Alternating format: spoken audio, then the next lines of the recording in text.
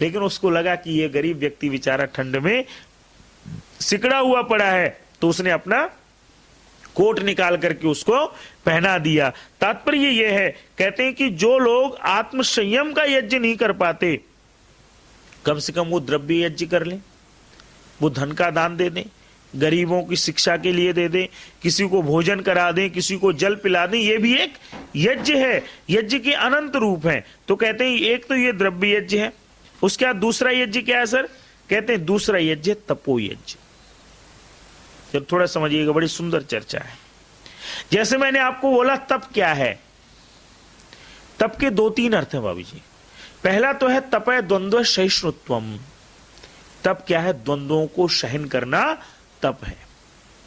जितने भी ड्यूल्स हैं, जैसे सुख दुख का जोड़ा, सर्दी गर्मी का जोड़ा, भूख प्यास का जोड़ा, जितने भी ये द्वंद्व हैं, ड्यूल्स हैं, इनको सहन करने का नाम तप है। और ये तप करने की शक्ति कब प्राप्त होती है?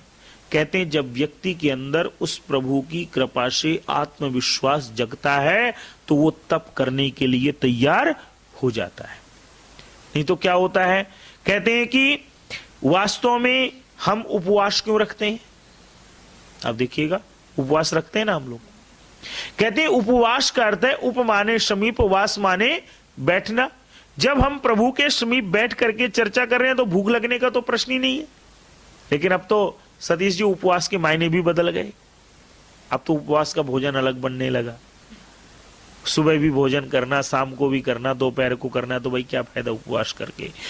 कहते हैं कि वास्तव में शीत उष्ण आदि द्वंद्वों को सहन करके धर्म कार्य करते जाना, कहते हैं ये सबसे बड़ा तप है। और कहते हैं और क्या है? कहते हैं यम नियम, व्रत उपवास आदि के द्वारा अपनी पवित्रता का संपादन करना, कहते हैं ये भी यज्ञ है। और कहते हैं कि इस प्रकार से जो द्वंद्वों को सहन करता है, जैसे मैंने आपको शुरू में एक चर्चा करी थी कि जो चुनौतियों को स्वीकार करता है, जो इन चुनौतियों से डरता नहीं है, कहते हैं एक दिन वही चुनौतियां उसके रास्ते में उसके लिए मंजिल पहुंचाने में सहायता प्रदान करती हैं। कहते हैं इसलिए कहते हैं कि वास्तव में हमें कष्टों की परवाह नहीं करनी चाहिए। और आप भी जानते हैं जीवन में अगर थोड़े बहुत उतार चढ़ाव ना हो तो हमें पता ही नहीं चलता कि जीवन कैसा चल रहा है। तो इसलिए बहुत सुंदर यहाँ पे चर्चा है। कहते हैं वास्तव में जो शीतोष्ण आदि द्वंद्वों को सहन करने की शक्ति रखता है, कहते हैं वह कष्टों की परवाह न करता हुआ धर्म के आचरण में लगा रहता है। आप देखिए क्या कृष्ण जी को धमकी नहीं मिली। आपको ध्यान होगा जब वो दूत कर्म करने गए थे दुर्योधन की सभा में, तो उसने क्या बोला था कि इस ग्वाले को बंधक बना लो, इसको पकड़ लो, ये हमें सिखाने आया है। लेकिन कृष्ण जी आप देखिए फिर भी नहीं डरे और किसी भी रूप में। इसीलिए कहा जाता है कि वास्तव में क्या उनको उस समय क्रोध नहीं आता? उसकी भी आगे चर्चा आएगी, आज मैं भी बोल नहीं रहा उस प्रकरण को।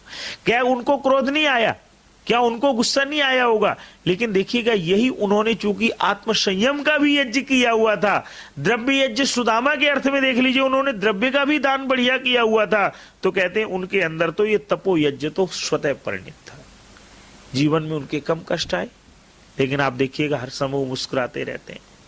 मैं तो एक बात बोला करता हूं कि जब कभी परमात्मा का चिंतन करते हुए आपको अपने महान पुरुषों का ध्यान आए, कृष्ण जी का ध्यान आए, तो आप कह दिया करो प्रभु अगर हमें शक्ति देना तो कृष्ण की जैसी देना, हमें जीवन के संघर्षों में बुद्धि देना तो कृष्ण की जैसी देना, अगर हमें युक्ति देना, हमें कोई जुगाड़ का मंत्र देना तो कृष्ण की जैसे देना और किसी के जैसा मत देना।